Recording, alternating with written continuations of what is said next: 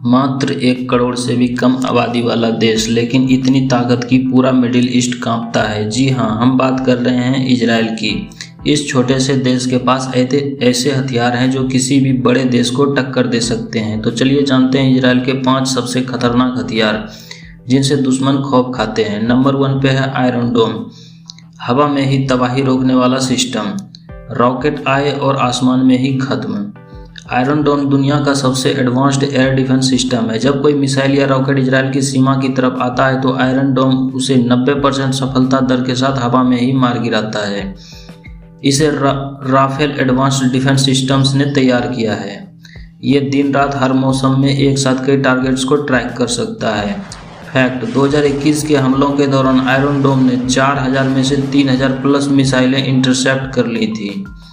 Number 2 पे है Merkava MK4, Israel का सुपर टैंक, जैसे कोई चलती फिरती किला। मरकावा MK4 इजराइल का मेन बैटल टैंक है। इसमें full 360 degree camera system, AI आधारित टारगेटिंग और एक्टिव प्रोटेक्शन सिस्टम है। इसके ऊपर लगा ट्रॉफी सिस्टम दुश्मन के रॉकेट और मिसाइल को पास आने से पहले ही उड़ा देता है। इसकी गन रेंज और सटीकता अद्भुत मानी जाती है। फैक्ट, इसे दुनिया के टॉप 3 बैटल टैंकों में गिना जाता है। नंबर 3 पे है स्पाइक मिसाइल, दुश्मन को छूने से पहले ही खत्म कर दे। फायर एंड फॉरगेट, एक बार छोड़ा टारगेट खत्म। स्पाइक इजराइल की मल्टीपर्पज मिसाइल है जो टैंक, बिल्डिंग, बंकर या किसी मूविंग टारगेट को भी खत्म कर सकती है। इसे हेलीकॉप्टर, वाहन या पैदल सैनिक भी इस्तेमाल कर सकते हैं। ये मिसाइल ऑपरेटर को लाइव वीडियो फीड देती है और हवा में ही दिशा बदल सकती है। फैक्ट, भारत ने भी स्पाइक मिसाइलों को अपनी सेना में शामिल किया है। हारोप ड्रोन, आत्मघाती ड्रोन जो खुद मरता है पर दुश्मन को भी ले डूबता है। हारोप एक लोइटरिंग म्यूनिशन यानी सुसाइड ड्रोन है। ये दुश्मन की पोजीशन पर उड़ता है, वहाँ चक्कर लगाता है और जैसे टारगेट दिखता है खुद ही टकराकर धमाका कर देता है। इसे किसी इंसान की ज़रूरत नहीं होती, यह पूरी तरह ऑटोनोमस है।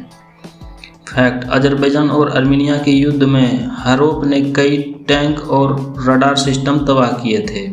नंबर 5 पे है डॉल्फिन क्लास सबमरीन, इजराइल की अंडर वाटर ताकत।